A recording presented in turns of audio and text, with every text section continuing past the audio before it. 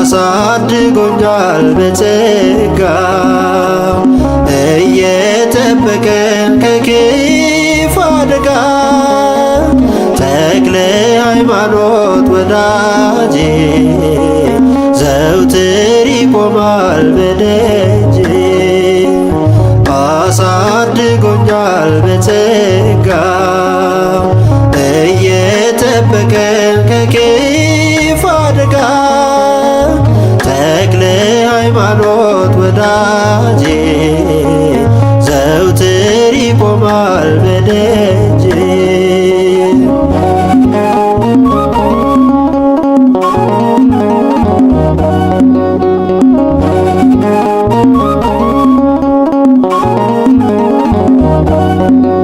በጸጋው ጠብቆ ለዚህ ላበቃኝ ለተክለ ሃይማኖት ገና ቀን ያለኝ ድንቅ አድርጎልኛል ለእኔ ለልጁ ውለታው አለብኝ አልቀርም ከደጁ አሳድጎኛል በጸጋ እየጠበቀን ከክፉ አደጋ ተክለ ሃይማኖት ወዳጄ ዘውትር ይቆማል በደጄ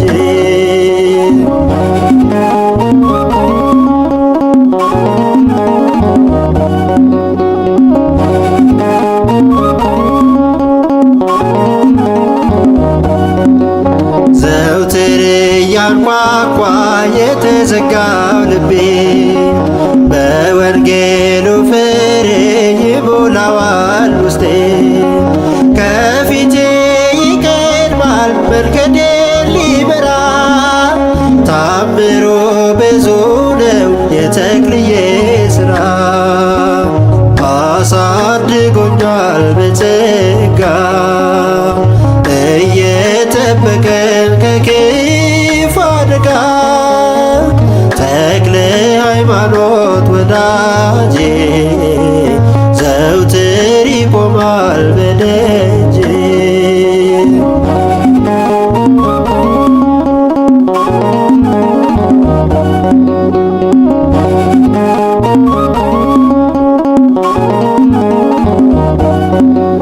ቃል ኪዳኑ ግሩም ማር ነው ላንደበቴ ለልቤ ጎዶሎ እርሱ ነው ሙላቴ ምልጃው ከኔ ሳይርቅ ጸሎት ትሩፋቱ ልጄ ሆይ እያለ ያቆመኛል ፊቱ አሳድጎኛል በጸጋ እየጠበቀን ከክፉ አደጋ ተክለ ሃይማኖት ወዳጄ ዘውትር ይቆማል በደጄ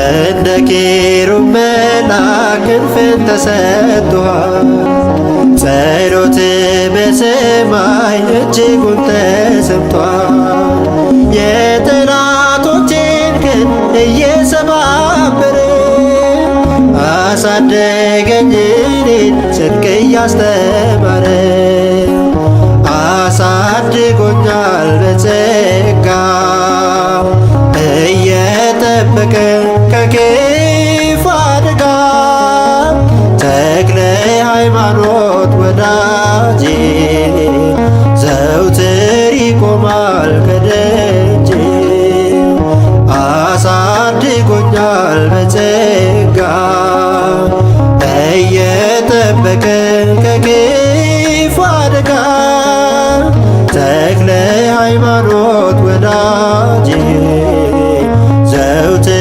ይቆማል በደጄ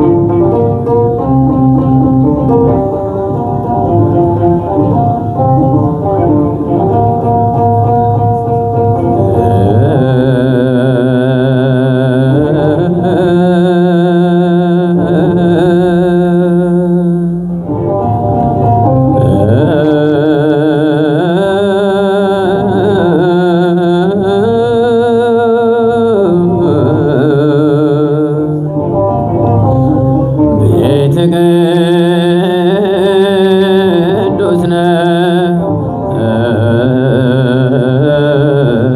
መቅደስህ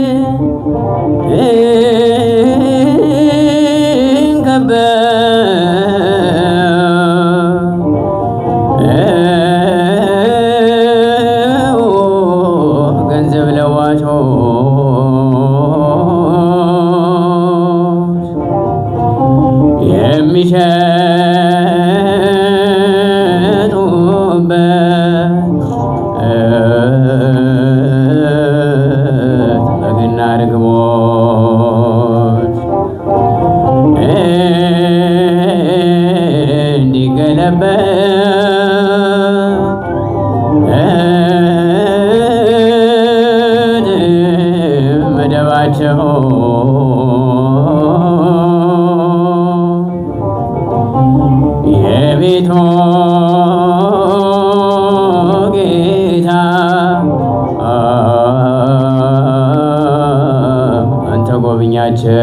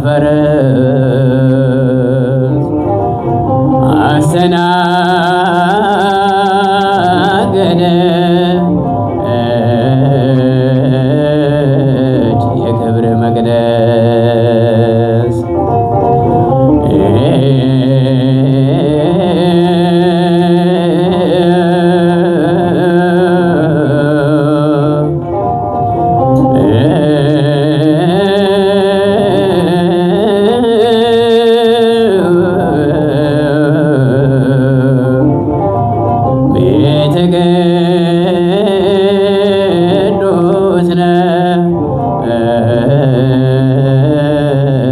መቅደስህ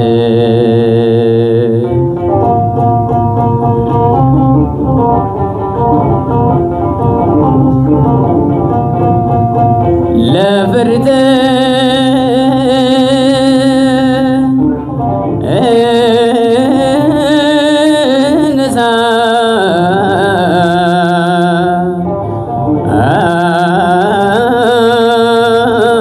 ዝም አትበል ጌታ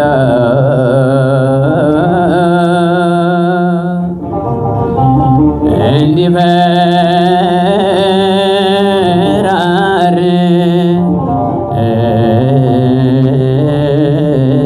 የሻጭ ገበታ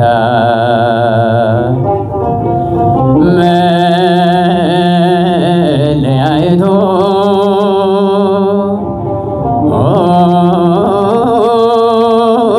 በልጧል ከትላ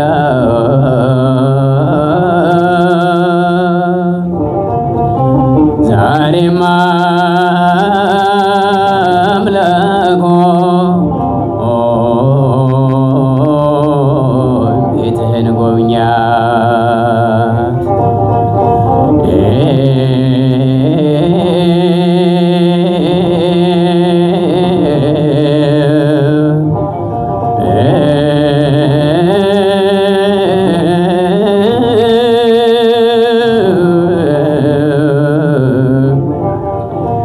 ቤተ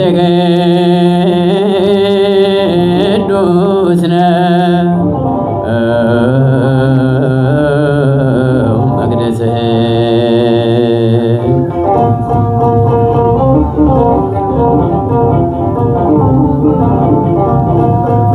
የቤት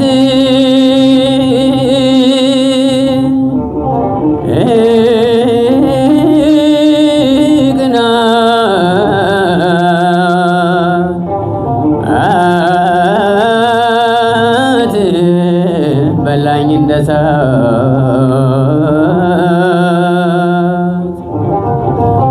ጥፋት ጥላቻ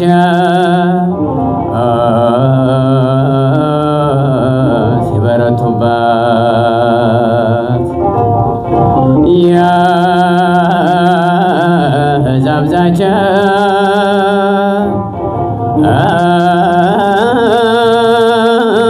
የአሕዛብ ፈረስ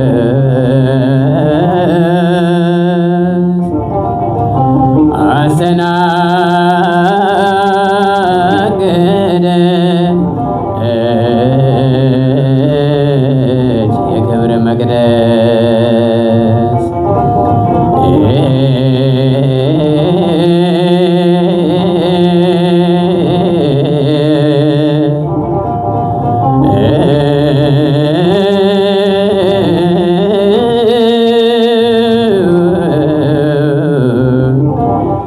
ቤተ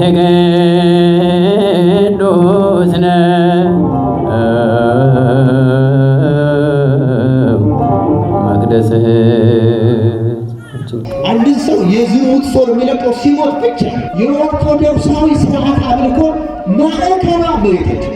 ትዕቢተኛን ሰው ግን እግዚአብሔር ይቃወማል። ልማድ የሚጸደቅ ጽድቅ የለም። ክርስቲያኖች በስመ አብ ወወልድ ወመንፈስ ቅዱስ አሐዱ አምላክ አሜን። አጥቢያው የእመቤታችን ስለሆነ ምስባኩና ወንጌሉ ከእመቤታችን ጋር በተገናኘ ቢደረግም ሌሎቹ መልእክታት የተነበቡት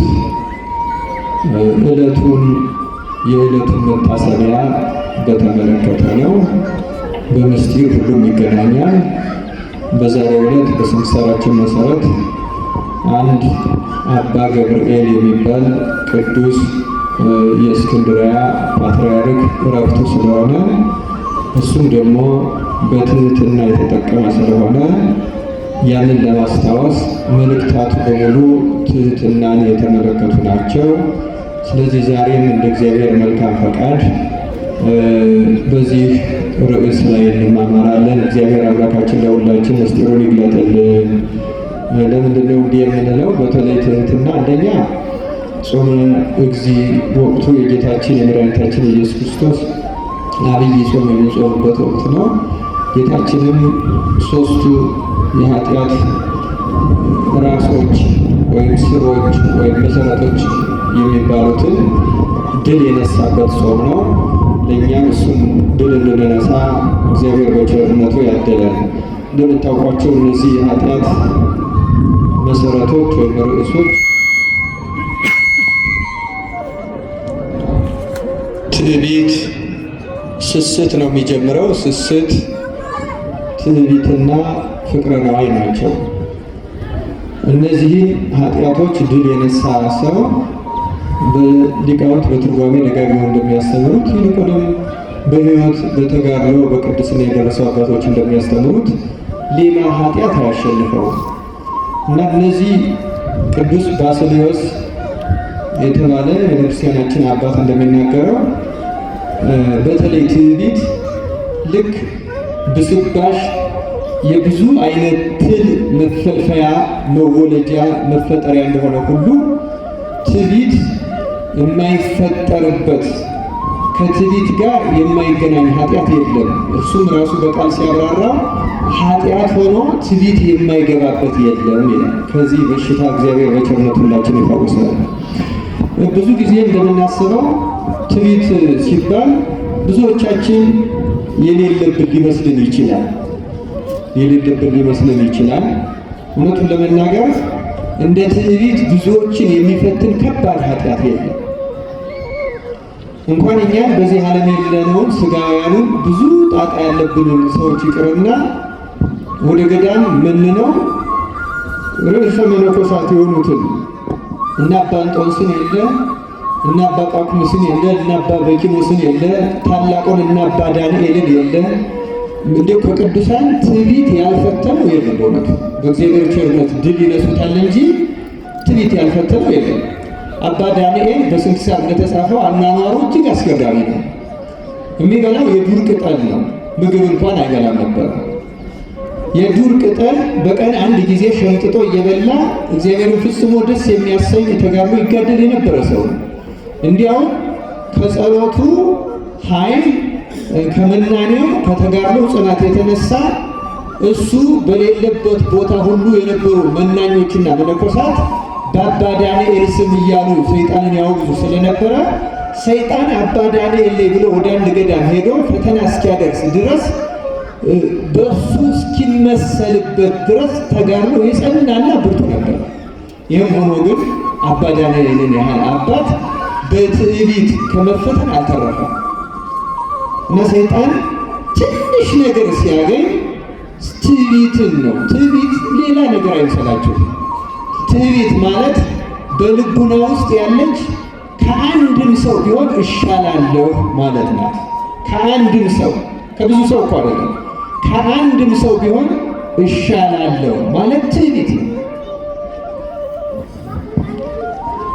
አባ ዳንኤልም የተሰማው ይሄ ነው። ያለው እንዲህ ነው፣ አሁን እንደኔ እግዚአብሔርን የሚያገለግለው ይኖር ይሆን ብሎ ነው የተሰማው። ግን እግዚአብሔር ቅዱሳኑ ለፈተና አሳልፎ ስለማይሰጣቸው ወዲያው ተገልጾ አንተ እንደ ንጉሱ እንደ አኖሬዎስ አላገለገልከኝም አለ እና አባ ዳንኤል ይህን ቃል ከእግዚአብሔር ሲሰማ ተደነቀ።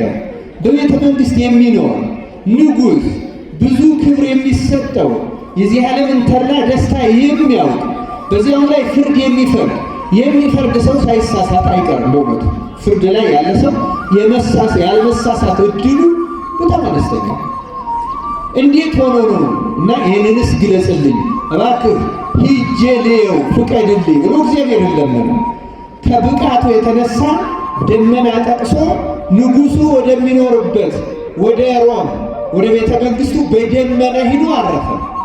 ደመናው አካባቢው ላይ ካሳረፈ በኋላ አባ ዳንኤል ቀስ ብሎ አይኑን እያማተረ እንዴት ነው ወደ ቤተ መንግስት የሚሄደው? ንጉሱንስ አኗኗሩን እንዴት ያለው እያለ ሲጨነቅ የንጉሱ የአኖሬዎስ ምግብ አብሳይ ጎመን ገዝቶ ሊመጣ ሲወጣ አገኘው። በዚያ ቦታ ላይ ጎመን ይዞ ሊመጣ ሲወጣ አገኘው እና መንገድ የጠፋበት ሁኔታው የተሰወረበት እንግዳ መሆኑን አውቆ አባቴ ወይ ምን ሆነሃል አለ።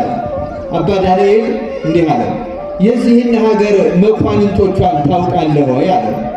መኳንንቶቿን ለምን ትፈልጋቸዋለህ ብሎ ጠየቀ። ወደ ንጉሡ ቢያቀርቡኝ ብዬ አለ።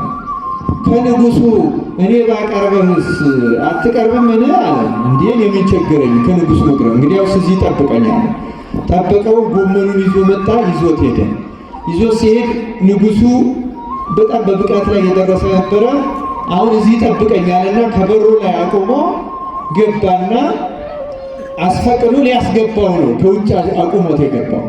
ንጉሡም ግን መንፈስ ቅዱስ ገልጾለት አባ ዳንኤል በደጅ እንደቆመ ስላወቀ ገና ያ ምግብ አብሳዩ ከመጠየቁ በፊት አባ ዳንኤልን ያህል አባት እደጅ አቁመህ ትገባለህን ሲለው ደነገጠ። ሂድ አስገባው አለ። አስገባው። ሲገባ ንጉሡ መሆኑን አላወቀም። ንጉሡ ተርታ ልብስ ለብሶ ነው የሚኖረው። ከቤተ መንግስቱ ግቢ ውስጥ በችሎት ሲያስችል ዙፋን ላይ ሲቀመጥ የሚለብሰው ልዩ የወርቅ ልብስ አለው። ልዩ ካባ ላንቃ አለው። ልዩ ዘውድ አለው። በትርም አለው። በትረ መንግስት የወርቅ የሆነ በትረ መንግስት አለው። ግን ከዚያ ጨርሶ ሲወጣ ካህናት ቀድሰው ሲወጡ ልብሰ ተክህኗቸውን አውልቀው ተርታ ልብስ ለብሰው እንደሚለብሱ ንጉሡ የንጉሥነቱን ልብሱን አውልቆ ተርታ ልብስ ከተርታ ልብስም የተርታ ሰው ልብስ ለብሶ በትህትና እንደሚኖር ማንም አያውቀው ነበር። መጋቢውም አንድ ዲያቆን ነው የነበረው እና አባ ዳንኤል ገባ። ንጉሡንም አገልጋዩንም አገኘ። ንጉሡ መሆኑንም አላወቀም፣ አልገመተምም፣ አላሰበምም። አገልጋዩ ያመጣትን ጎመን ቀቀለ፣ በዳቦ አድርጎ ለንጉሡ አኖሪዎስ አቀረበ። ሲያቀርቡ ማዕድ ነውና ና እንብላ አሉት። ይህን አባት አባ ዳንኤልም በትህትና አባቶች አትፍረዱብኝ፣ ይህንን እናንተ የምትበላው ምግብ አላውቀውም፣ እኔ የዱር ቅጠል ነው ትንሽ ወጣ ብዬ ሸምጥቼ ልቅመሳልና ወጥቶ የዱር ቅጠል ሸምጥጦ ቀመሰ። ንጉሡ ደግሞ ዳቦ በጎመን በላ። ከዚያ በኋላ በኋላ አደረ። ይህንኑ ግብር አየ። አሁንም ማን እንደሆነ አላወቀም፣ ግን ጠየቀው ያንን አገልጋይ። ታዲያ መቼ ነው ንጉሡን የምታሳየኝ አለ። አሳይሃለሁ አለው። ቀን ሰጠው። በቀኑ ንጉሡ በዚያች ልክ ካህናት በምስራቅ በቤተልሔም አድርገው እንዲገቡ የራሱ መግቢያ ያለው ገብቶ ልብሰ መንግስቱን ለብሶ ዘውዱን ጭኖ በትረ መንግስቱን ይዞ በሚያስፈራ ዙፋኑ ላይ ተቀምጧል። በይሄኛው ደግሞ በውጭ በር አስወጥቶ እንግዳ በሚገባበት በር አባ ዳንኤልን አስገባው።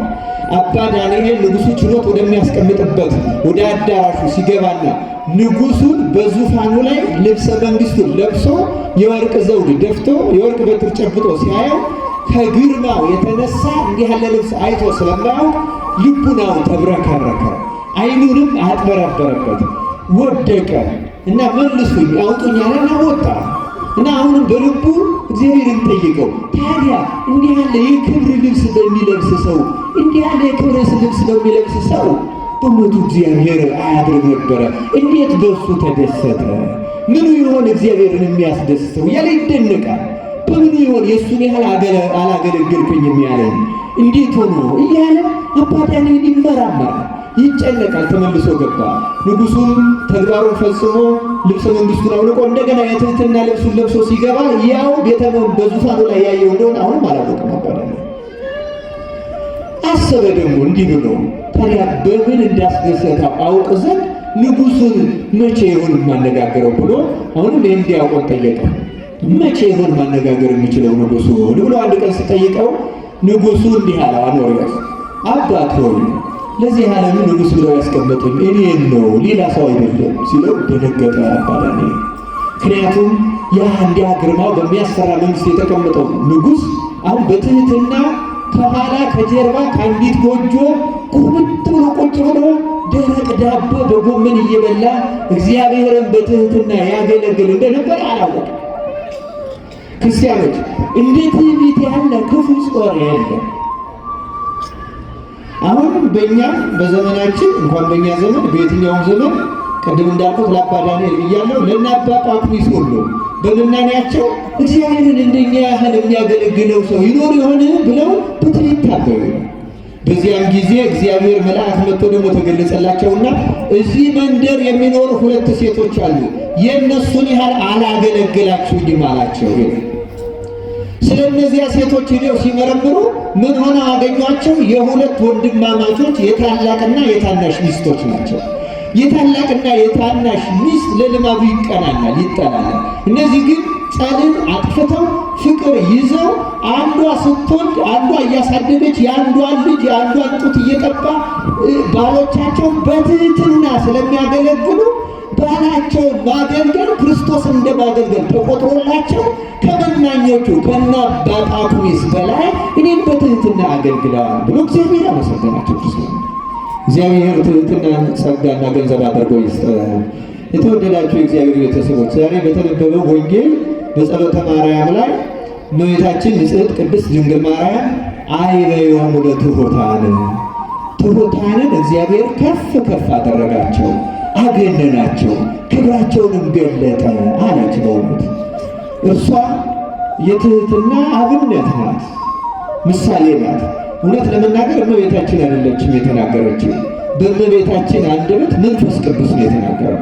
እመቤታችንን ያ መንፈስ ቅዱስ ያላናገራትን ተናግራ አታውቅም። ጉስራተ ልብም የላትም፣ ሐልዮ ምኞትም የላትም፣ ኑሯትም አያውቅም። እርሷ መልአኩ እግዚአብሔር ካንቺ ጋር ነው እንዳለ እግዚአብሔር አድሮባት የሚኖር እግዚአብሔር የሚመሰገንባት፣ የሚገለጥባት፣ የሚታይባት፣ የሚናገርባት ድንቅ እናት ናት። ምልጃዋ በረከቷ ከሁላችን አይለይ። እመቤታችን የኦርቶዶክሳውያን ሐውልት ናት። በኦርቶዶክሳውያን ዘንድ ያለ እመቤታችን የእመቤታችን ጸሎት የማይጠራበት ጸሎት የኦርቶዶክስ ጸሎት አይደለም። በኦርቶዶክስ አምልኮ ውስጥ ማዕከሏ እመቤታችን ናት። በዋናው የእግዚአብሔር መመለኪያ ቦታ የተለየው ቤተ መቅደስ ነው። ከቤተ መቅደስም ቅድስተ ቅዱሳን ወይም መቅደስ የምንለው፣ ከመቅደስ ደግሞ መሰዊያው መንበሩ ነው። እዚያ ላይ ብቸኛ የሚቀመጠው የእመቤታችን ስዕል ነው። ሌላ ስዕል አይቀመጥም። መቅደሱም አሁን እዚህ ሰሌተ ምሕረትም ተስሏል እንጂ ውስጡ አይሳልም ነበር። የመቅደስ ውጩ ይሳላል እንጂ ውስጡ እመቤታችን ብቻ ነው የምትደረግበት። ቤተክርስቲያን ኦርቶዶክሳዊ ትውፊት ነው ያለ ለምን የኦርቶዶክሳዊ ስርዓት አምልኮ ማዕከሏ እመቤታችን። ያ የሚደረግበት ምክንያት መልዕልተ ፍጡራን ብቻ ስለሆነች አይደለም። ቅዱስ አባ ሕርያቆስ በቅዳሴው እግዚአብሔር አየም ወደ ምስራቅም ወደ ምዕራብም ወደ ሰሜንም ወደ ደቡብ አየ፣ ተመለከተ፣ አሻተተ፣ እንዳንቺ ያለ አላገኘም እንደተባለ በመካከላችን ማዕከል ሆና እሷ እንድትታይልን እሷን አይቶ እንዲምረንና እንዲቀረን ነው። ይቅር ይላል። አሁንም እሷን አይቶ ይቅር ይባላል። እሷ ናት። ለዚያ ነው በየትኛውም መቅደስ ውስጥ እመቤታችን እንድትታይልን ነው የምንመኘው። እግዚአብሔር ምናችን ያየው ምንስ የሚታያለን? በእውነት ምን የሚታየ ነገር አለ? እግዚአብሔር በሰውም ውስጥ የሚፈልገው መቅደስ አለ። ቅዱሳን እንደሚሉት እውነቱን ለመናገር እንደው ስትጸልይ ወደ ቤት ግባ፣ ደጅህንም ዝጋ፣ በዚያም ወደ እግዚአብሔር አምላክህን በፍጹም ልብ ለምነው። ዛሬ በፍጹም ልብ ቅድም መጋቢ ብሎ ያስተምራሉ እና መቅደስ ውስጥ ቅድስተ ቅዱሳን የተለየ እንደሆነው ለአንድ ክርስቲያን በልቡና ውስጥ እግዚአብሔርን የሚያሳድርባት ቅድስተ ቅዱሳን ትህትና ናት ይላሉ መነኮሳት። የሰው ቅድስተ ቅዱሳኑ ምን ናት አልኳችሁ? ትህትና የሌለው ሰው ምንም ቢያደርግ ምንም የሚረዳው የለም። ክርስቲያኖች ምንም የሚጠቅመው ነገር የለም። ማር ይስሐቅ አባታችን አባ ይስሐቅ ትዕቢትን እንደ ባስልዮስ የኃጢአት ሁሉ ምንጭ ነው ካለ በኋላ ትህትናን ደግሞ እንደ ጨው ነው ይላል። ትህትና ያልገባበት ትሩፋት ጸሎት ምንም ጥቅም የለም። ተጋድሎ ቢሆን ስግደት ቢሆን ምንም ቢሆን ረብ የለም። ልክ ጌታ በሉቃስ ወንጌል ላይ በምሳሌ እንዳስተማረው እንደዚያ ፈሪሳዊ እኔ እሻላለሁ የሚል እኔ ጾማለሁ፣ እኔ ጸልያለሁ፣ እኔ እንደ አስራት በኩራት አወጣለሁ፣ 2 ቀን ጾማለሁ፣ እንደዚህ ቀራጭ ወይም እንደ ሌሎቹ አይደለሁም። ትዕቢት ማለት እኔ እሻላለሁ ማለት ነው። ለምሳሌ ትዕቢት እንዳለብን በምን ይታወቃል ቢሉ 3 ዋና ምልክቶችን መናገር ይችላል። እኔ ዛሬ ለምሳሌ አንደኛ በሕይወታችሁ ውስጥ የምትተቹት አንድም ሰው ካለ ትዕቢተኞች የመሆናችን ትልቁ ማረጋገጫ። ልክ ሐኪሞች በቴርሞሜትር ሙቀታችን እንደሚለኩት በህሊናው በልቡናው ለአንድም ሰው ቢሆን ትችት ያለው ሰው ትዕቢተኛ የመሆኑ ማረጋገጫ ነው ይላሉ እና አባ ማርቆስ ገዳማዊ የተባለ የጥንት የእስክንድርያ መናኝ ለምናኔ አብነት ተደርጎ የሚጠራ ነው። አባ ማርቆስ እስክንድርያዊ በጣም ልዩ መናኝ አባት ነው። አንድንም ሰው የሚተች ሰው በልቡ አንድንም ሰው በምድር ላይ አንድንም ሰው የሚተች ሰው እሱ ካለ ያ ሰው ትዕቢተኛ ይሁን ነው።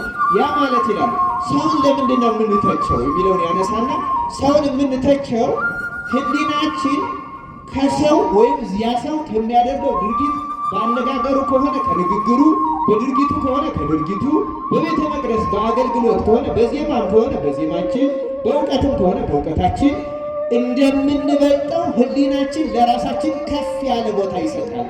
ያቺ ከፍታ ትዕቢት ትባላለች። ያችን ተጠቅሞ ደግሞ ሰይጣን በሰውየው ላይ ትችት እንድንሰነዝር ያደርጋል፣ ይቆጣጠረናል፣ ገንዘቡ ያደርገናል ይላል።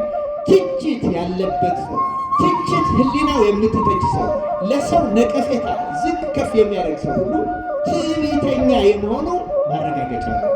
ዛሬ በቅዳሴው ጊዜ እንደተነበበው ደግሞ እግዚአብሔር ትዕቢተኞችን ይቃወማል ይላል። አሁን ኃጥአንን ይወዳል ተብሎ የተጻፈው እውነት ለመናገር ግን ትዕቢተኞችን ግን እግዚአብሔር ይቃወማል። ለትሑታን ግን ጸጋን ይሰጣል። እግዚአብሔር ለትሑታን ጸጋን ይሰጣል። ትዕቢተኛን ሰው ግን እግዚአብሔር ይቃወማል። የእግዚአብሔር ተቃዋሚ ነው ትዕቢተኛ ሰው።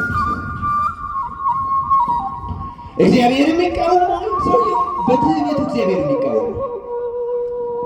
እግዚአብሔር የትህትና አምላክ ነው። ክርስቲያኖች ትዕቢት በጣም አደገኛ በሽታ፣ በጣም አደገኛ በሽታ። አንደኛው ምልክት ትችት ነው ብያችኋል። ሁለተኛው ምልክት ለምሳሌ በጸሎት ያለው ልግለጽላችሁ። በጸሎት የተባረደ መንፈስ፣ የደነደነ ልቡና። ለምሳሌ ስንጸልይ እየደገምን መጽሐፉን እያነበብ ምንለውን የማናስታው። ምክንያቱም ጸሎት የሶስት አካላት ህብረት ያስፈልጋታል። የአእምሮ፣ የልቡና፣ የአንደበት። አንደበት የሚጸለየውን ሳያነጥብ ሳያጎድፍ መናገር ነው። ህሊና ያን የሚናገረውን ማወቅ ነው። ልቡና ስሜት ይሰጣል። ይቅር በለኝ ሲል በጨጓራም ሆነ በልብ በሽታ ልቡን እንደሚወጋ ኃጢአቱ እየተሰማው ስሜቱ ጭምር ውስጡ ተነክቶ ይቅር በለኝ። እነዚህ ሶስቱ ያልተባበሩበት ጸሎት ይላል አንድ አባት ደግሞ እንዲያውም የእግዚአብሔርን ስም በከንቱ አትጥራ የሚለውን የእግዚአብሔርን ሕግ በመተላለፍ ተጨማሪ በደል ያመጣል እንጂ ጥቅም የለውም። አንድ ሌላ አባትም ምናልባት አእምሮ የሚለውን እያወቀ ልቡና ግን ስሜት ሳይኖረው ከሆነ የተጓደለ ጸሎት ይባላል። አእምሮ ጭራሽ የሚባለው ካላወቀ በከንቱ እግዚአብሔርን ስም መጥራት ምንም ትርጉም የለው። ሰዎች ለምንድን ነው እንዲህ የሚሆኑት ከተባለ ትዕቢት በልቡናቸው ስላለ፣ መደንደን ግዘፈ ልብ በውስጣቸው ስላለ ንጹሕ ጸሎት መጸለይ አይችሉም። ስለዚህ ጸሎታችን ንጹሕ አይደለም ማለት ትዕቢተኞች ነን ማለት ነው። የሁለተኛው ምልክት ጸሎተ ልቡና፣ ጸሎተ ህሊና እያሉ ይከፍሉታል። ጸሎተ ህሊና ማለት የሚናገረው ነው የሚያውቅ። ተሳሃለኒ እግዚኦ በከመ እበሳህልከ ይላል። አቤቱ እንደ ቸርነትህ ብዛት ማረኝ፣ እንደ ቸርነትህ መጠን ማረኝ ይላል። ግን ይሄንን ምንም የማይመስለው አለ። ዳዊት እያነበነበ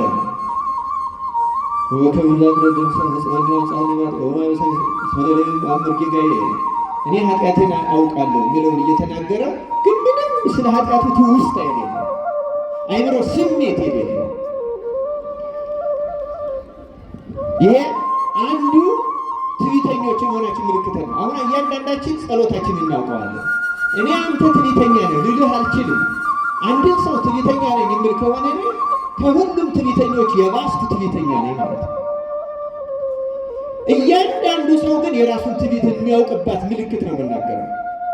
ይህንን እያየ ከዚህ ነፃ የሆነ እርግጥ እውነት ለመናገር ትሁት የሆነ ሰው ራሱ ሲጀመርም እኔ ትሁት ነኝም አይልም፣ ትዕቢተኛነቱን የሚያምን ግን ለእያንዳንዳችን ቀላል ምልክቶች ናቸው። ትችት ቀላል ምልክት ነው። የጸሎት ሕይወታችን ትልቅ ምልክት ነው። ክርስቲያኖች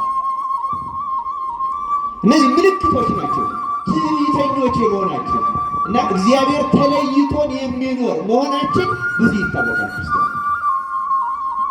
በእነዚህ ምልክቶች ይታወቃል።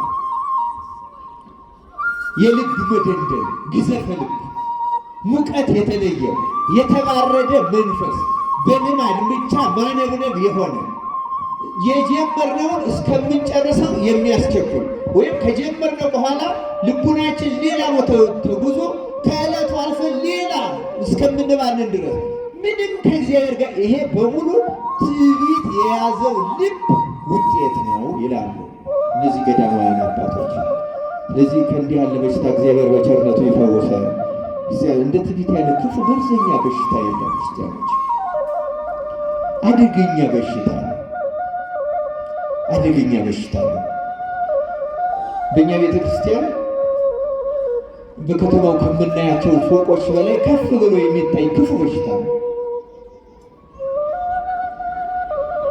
ሶስተኛ ብዙ ናቸው መገለጫዎች። ምክንያቱም ትዕቢት የማይገባበት ኃጢአት ስለሌለ፣ ግን በጣም ቀላል ምልክት አሁንም ደግሞ ግብዝነት የሚባለው ወይም ማስመሰል፣ ያልሆነውን እንደሆነ አድርጎ ለማሳየት መሞከር፣ መንፈሳዊ እንዲሉን፣ ጸሎተኛ እንዲሉን፣ ጿሚ ተሐራዊ እንዲሉን ይህን የመሰል መስሎ ለመታየት የሚደረግ ጥረት፣ መኩነስነስ፣ ይህን ሁሉ ያለበት የትዕቢት መገለጫው ነው።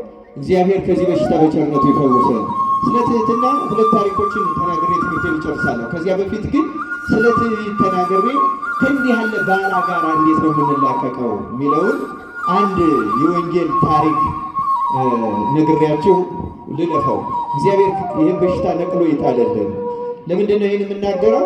ስለ ትህትናም ስንናገር ትህትና እንዴት ነው ገንዘብ የምናደርገው? ትዕቢት ሲነቀል ነው። እንዴት ይነቀላል? እንዴት ትህትናን ገንዘብ እናደርጋለን? እውነተኛ ክርስቲያኖች ለመሆን እግዚአብሔርን መንግሥት ለመውረስ እንዴት ነው ትዕቢት የሚነቀለው? ትዕቢትን ሌሎቹም ፍትወታት የሚነቀሉበት መንገድ አለ፣ ተጋድሎ አለ።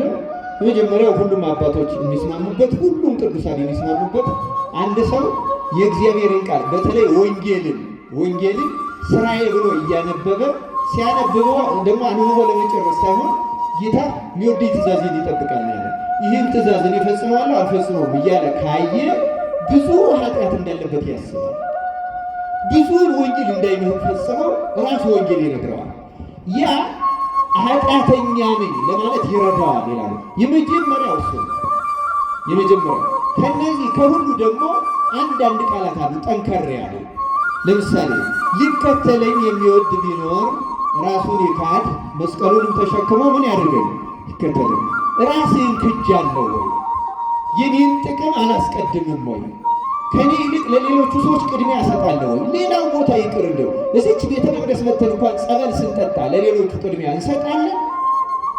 እስኪ ራሳችን ምን ያህል እንክደዋለን? የራሳችን ጥቅም፣ ለሰውነታችን የምናደርገው እንክብካቤ፣ ለጌጥ ለማማር ምን በሙሉ ስንመረምረው እጅግ ትዕቢተኞች መሆናችንን እናውቃለን። ይህንን እያደረግን እንሄድና ዋናው ግን ነቅሎ የሚጥለው መንፈስ ቅዱስ ስለሆነ ደጋግመን ነው የምንነግራችሁ። በሰውነታችን የተጣበቀ ኃጢአት ጾር ይባላል። እስቲ ተናገሩት። ምን ይባላል አልኳችሁ? ጾር በሉ እስቲ። ጾር ማለት በሽታችን መሆኑን እናውቀዋለን፣ ድክመታችን መሆኑን እናውቀዋለን፣ እንዲለቀን እንፈልጋለን፣ ግን አይለቀንም፣ ተጣብቆን ይኖራል። ይህ ጾር ይባላል። እንዲሁ አልቅሰንም ሞክረንም ሰግደንም ተወኝ እንለዋለን፣ አይተወንም፣ አይላቀቀንም። ስድብ ቢሆን ሐሜት ቢሆን ሐሰት ቢሆን ዝሙት ቢሆን ስርቆት ቢሆን ትዕቢትን ይህን የመሰለ በተለይ እነ ትዕቢት እነ ስስት ልጆቹ መያዝ ይቻላል። ልጆቹን ያዙና ወደዚህ ወደ ዘቀት አትምቱ። በዚህ በትምህርት ጊዜ ቁጭ ብሎ መስማት ነው። እግዚአብሔር ለሁላችን ማስተዋሉን ያድላል። እና እንደነዚህ ያለ ጾሮች ጾር ይባላሉ። ይታገሏቸዋል። መታገል እነዚህ መጋደል ከነዚህ ጋር አስፈላጊ ነው እና ስምንቱ አባ ማርቆስ ገዳማዊ እንደገለጻቸው አንዳንዶቹ 7 ያደርጓቸዋል፣ አንዳንዶቹ 8። እነዚህ 8ቱ ያሉበት ለምሳሌ ስጋው እንደምን ለመቅረብ አይችልም ነው። ገዳይ ኃጢአቶች ይባላሉ። አንዱ ትዕቢት። ተመልከቱ እንዴት ትዕቢተኞች ሆነን እንደምንቆርብ ወቁ፣ እንዴት ፍርድ እንደሚሆንበት ከካህናት እስከ ምዕመናን ድረስ ማለት ነው። ዋና ነገር ነው። ይህንን የማይታገልና ነቅሎ የማይጥል ሰው ምንም ረብ የለው። በልማድ የሚጸደቅ ጽድቅ የለም ክርስቲያኖች እና ትዕቢት፣ ስስት፣ ፍቅረ ነዋይ፣ ዝሙት፣ ርኩሰት፣ በአጠቃላይ ስንፍና፣ ቁጣ፣ ከንቱነት የሚባሉት እነ ከንቱ ውዳሴ፣ ይሄ ነገረ ዘርቅ፣ ጨዋታ፣ ቧልት፣ ቀልድ፣ ብዙ ከንቱ ነገር አለ። ከንቱነት ይባላል። አጠቃላይ እነዚህን የያዘ ማለት ነው። እነዚህ 7 ደርሻለሁ ይመስለኛል። 8ኛ ተስፋ መቁረጥ። እርግጥ ተስፋ መቁረጥ ከሁሉም ይሄ እነዚህ 8ቱ ያለበት ለስጋው ደግሞ አይበቃ። የካህናት ነፍስ አባት መሆን ዋናው ድርጊት እነዚህም በሽታዎች ከምዕመናን ተነቅለው እንዲወድቁ ልክ ጄኔራል ጦሩን እንደሚያዋጋ ካህንም ምዕመኑን በመንፈሳዊ ጦርነት እያዋጋ ከእነዚህ ጠላቶቹ ነፃ ማውጣት ነው የካህን ተግባር። እንደ ጄኔራል ሆኖ አዋቂ ሆኖ በዚህ ሂድበት በዚህ ታገር እያለ ስራው ይሄ ነው የካህን። የእኛም የአገልጋዮች ተግባር ይሄ ምዕመናን ከነዚህ ፍትወታት እኩያት ከነዚህ ጾሮች ሰውነታችን ለምደው ከብረው ገነው አምረው ተሸልመው በከንቱ ውዳሴ ተሸፋፍነው ከሚኖሩ ጠላቶች ባላጋራዎች ማላቀቅ እንዴት እንላቀቀዋለን የሚለውን እነዚህ አባቶች ሲመክሩ ጌታ በሉቃስ ወንጌል ላይ ምዕራፍ 18 ላይ ስለ ጸሎት ጥቅም መላቀቂያቸው ጸሎት ነው። ዋናው እነዚህን የሚያነሳው ስለዚህ ነው። ጸሎት እግዚአብሔር እርዳታ መጠየቅ ነው። እግዚአብሔር እርዳታ ስንጠይቅ መንፈስ ቅዱስ እነዚህን ፍትወታት እኩያት ወይም ጾር ከሰውነታችን በተወሰነበት ቀን እግዚአብሔር በፈቀዳት ቀን እየነቀለ ይጥልልናል። አሁንም ነቅሎ ይጣልልን። ነቃዩ መንፈስ ቅዱስ ነው። ክርስቲያኖች የሚያጸዳ የሚያነጻ መንጽሔ ነው የተባለው ለዚህ ነው። የሚያነጻ እሱ ማንም ሌላ አንድም ተጋዳይ በራሱ የተጋድሎ ብዛትና ጽናት ኃጢአትን ወይም ጸርን ከነፍሱ ነቅሎ ይጥላት ዘንድ አይችልም። እንደዛም ካሰበ ትዕቢተኛ ነው። በትሑት ሆኖ የክርስቶስን እርዳታ ከጠየቀ ግን እውነትም ጸሎቱ ያልተባረደች ባልተባረደ ልቡና በነቃ ሕሊና እያደመጣት እየተሰማው ካደረገ መንፈስ ቅዱስ ያንን ጾር ነቅሎ ይጥልለታል። ዋና ጸሎቱ ሉቃስ 18 ላይ እንደተጻፈው አንድ ጌታ ሳይታክቱ ሊጸልዩ እንዲገባ እንዲህ ያለ ታሪክ ነገራቸው። አንድ እግዚአብሔርን የማይፈራ ሰውን የማያፍር ንጉሥ ነበረ። በዚያ ከተማ ደግሞ አንዲት መበለት ነበረች። ያቺ መበለትም እየመጣች ከባላጋራዬ ፍረድልኝ እያለች ትለምነው ነበረ። ብዙ ጊዜ ይህን አደረገች፣ አልሰለቸችም።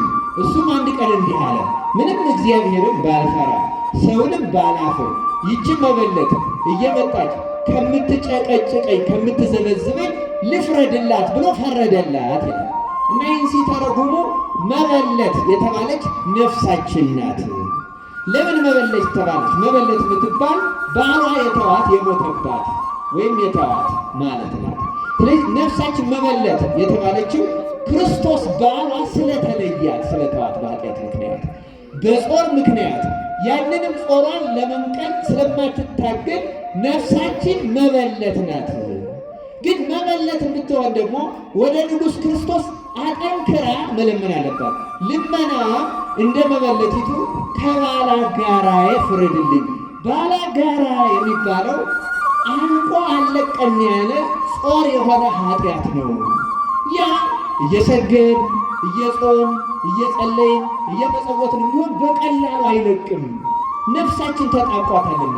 ግን አጥብቃ ነፍስ ከባላጋራዬ ፍረድልኝ ካለችው ያ እግዚአብሔርን የማይፈራ ሰውን የማያፍር ንጉሥ እንኳን ከፈረደላት ይልቁን የሰማዩ አባታችሁማ ስለምትጸልዩ ጸሎት እንዴት አይሰማችሁም ተብሎ እንደተጻፈ ከባላጋራዬ ፍረድልኝ። ባላጋራ ማለት ኃጢአት ነው። የነፍስ ሌላ ባላጋራ የላትም። ትልቁ ባላጋራ ኃጢአት ነው።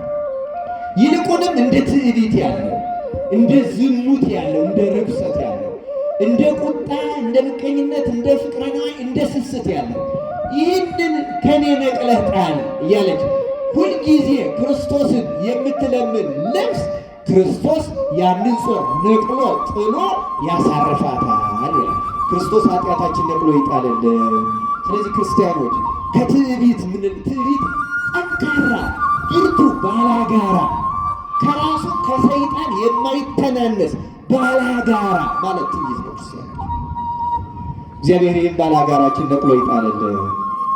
ትዕቢት ነቅሎ የማያመጣው ኃጢአት እንደሌለ ሁሉ ትህትና ደግሞ የማታመጣው ጸጋ የለም።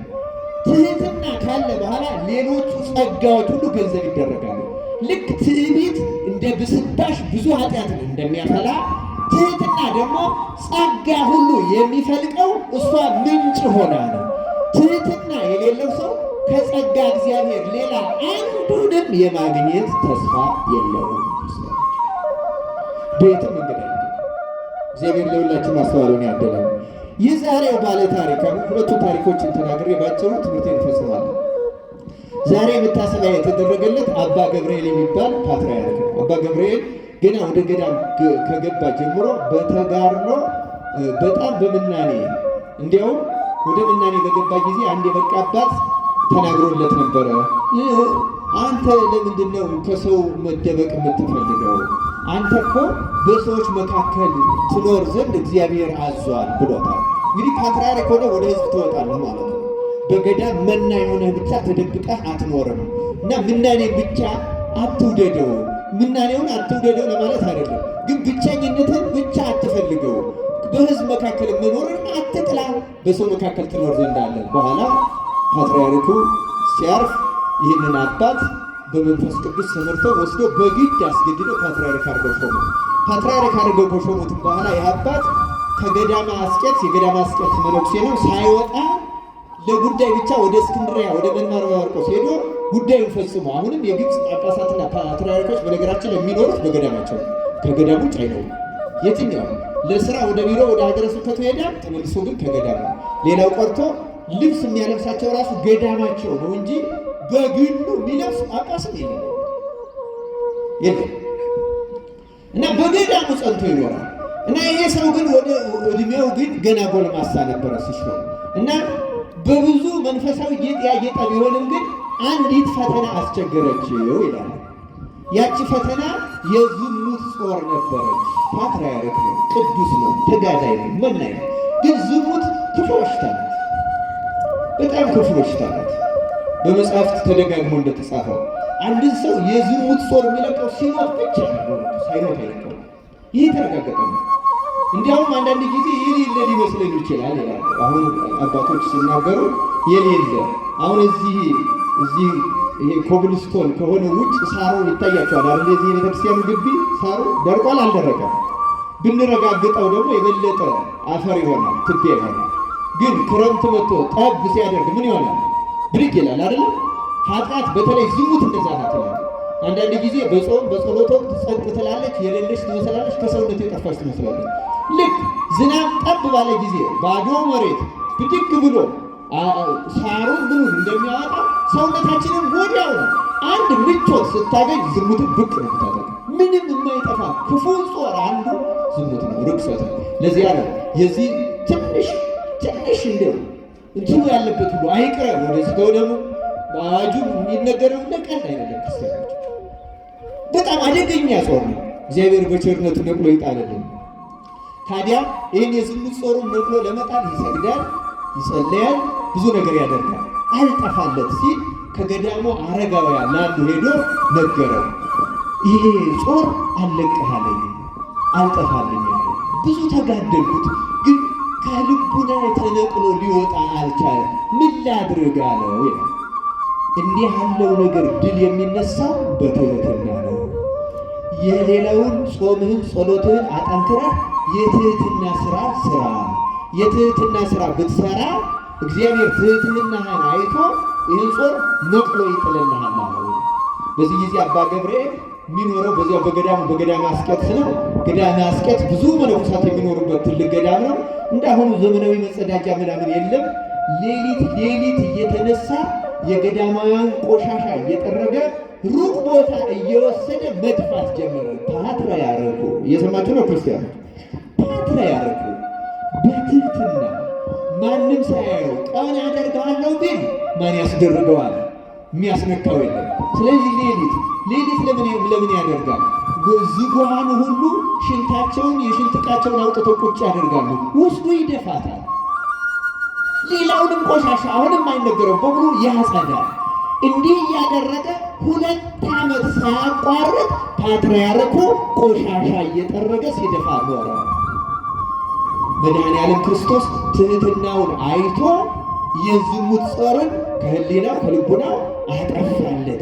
ልክ እንደ እግዚአብሔር መልአክን መሰለ ይላል። ትህትና እንዲህ ያለች ጌጥ የምታስገኝ ጸጋ የምታሰጥ ባላጋራን ነቅላ የምትጥል ፍቱን መድኃኒት ናት። ትህትናን ገንዘብ እንድናደርግ አምላካችን እግዚአብሔር ይርዳ። የሌላ ፓትርያርክ ታሪክ ልንገራችሁ። ታሪኩ ጥቅምት 9 ስንክሳር ላይ ይገኛል። አባ አትናቴዎስ የሚባል ሊቀ ጳጳስ ነበረ፣ የአንጾኪያ ሊቀ ጳጳስ። አባ ሚካኤል የሚባል ፓትርያርክ በሞተ ጊዜ ይህን አባ አትናቴዎስን አንድ ሀገረ ስልቅ የሚሏት እንደዚህ ለምሳሌ አሁን ኢትዮጵያና ግብፅ ኢትዮጵያ ራሷን ከቻለች በኋላ ስምምነት አላቸው። በአንዱ ስመት አንዱ እንዲገኝ ቢቻል ኦሪየንታሎቹ በሙሉ መገኘት አለባቸው። በጥንት ዘመን ደግሞ አስገዳጅ ነበረ። ታዲያ አባ ሚካኤል ሲሞት የዚያን የስልቅ ሊቀ ጳጳስን እና ፓትርያርክ ሾሞ ተገኝ ብለው ላኩበት። እሱ ሳይመጣ ቀረ። ሊቃነ ጳጳሳት በዙሪያ ያለው ተሰብስበው ይህን አባት ፓትርያርክ አድርገው ሹመው ሄዱ።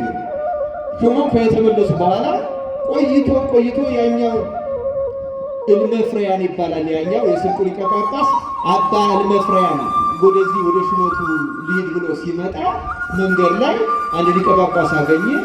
ሾምን እኮ አለው። ማንን ሾማችሁ? ገሌ። እንዴት ስምምነታችን ይሄ ነው፣ እንዴት እኛ ሳንገኝ ትሾማላችሁ አለና በሱ እጅ ቆርባችሁ እንዳትጠመቁ እንዳትቆርቡ ብሎ ይህንን አባ አትናቴዎስን በንዴት ከክብሩ የተነሳ አውግዞት ሄደ። አባ አትናቴዎስ ደግሞ ይህን ሲሰማ አዘነ። ከዚያ በኋላ ረዳቱን እንዲህ አለው። ረዳቱን የእሱ እንደ አቡነ ሙሴ እንደሚባለው አሁን ይህን የመሰለ ከፓትርያርክ ረዳቶች ካህናት አሉ፣ መነኮሳት አሉ። እሱን አንድ ነገር ላስገድድህ፣ ለ1 ዓመት ወደ ዋሻ ውስጥ ገብቼ እጸልዬ እመጣለሁ።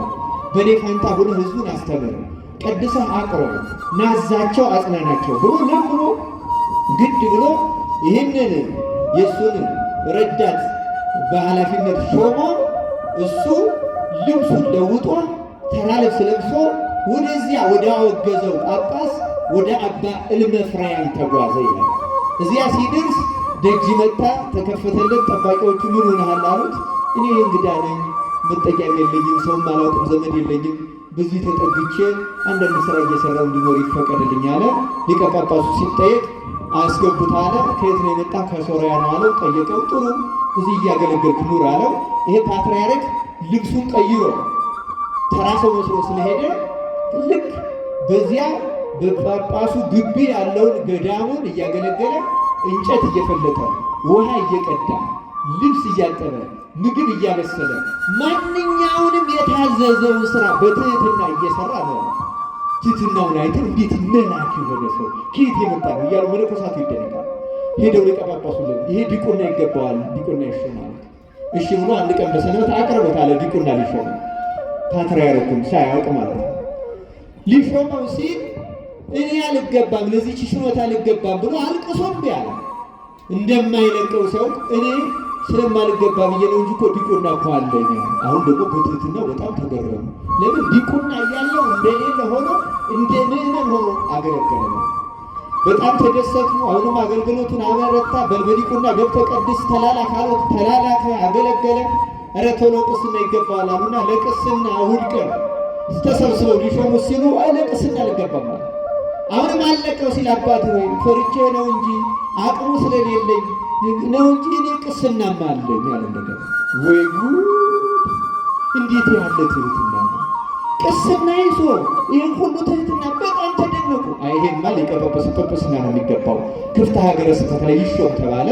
ጳጳሳትን ጠራ፣ ካህናትን ጠራ፣ ሁሉን አዘጋጀ። ይሄ የስልኩን ጳጳስ ለመፍሪያን ሁሉን አዘጋጀና ዛሬ ጵጵስና መሾሚያ ልብሱ ተዘጋጅቶ ሲመጣ እንደማይለቁት ከተረጋገጠ በኋላ ለምኖ እንግዲያውስ ልንገራችሁ እኔ በአንጾኪያ መንበር የተሾምኩት አትናቴዎስ ነኝ ሲለው የአባ እልመፍሪያን ከተቀመጠበት ተነስቶ ወደቀ፣ እንደሞተም ሰው ሆነ። ከድንጋጤ የተነሳ አውግዞት የመጣው እንዲህ ያለው ትሁት እናውቀው ትዕቢት እንዲህ ያደርጋል። እኔ በሌለሁበት ያሰኛል፣ እኔም ማላውቀው ያሰኛል። ትህትና ደግሞ እንዲህ ያደርጋል ክርስቲያኖች።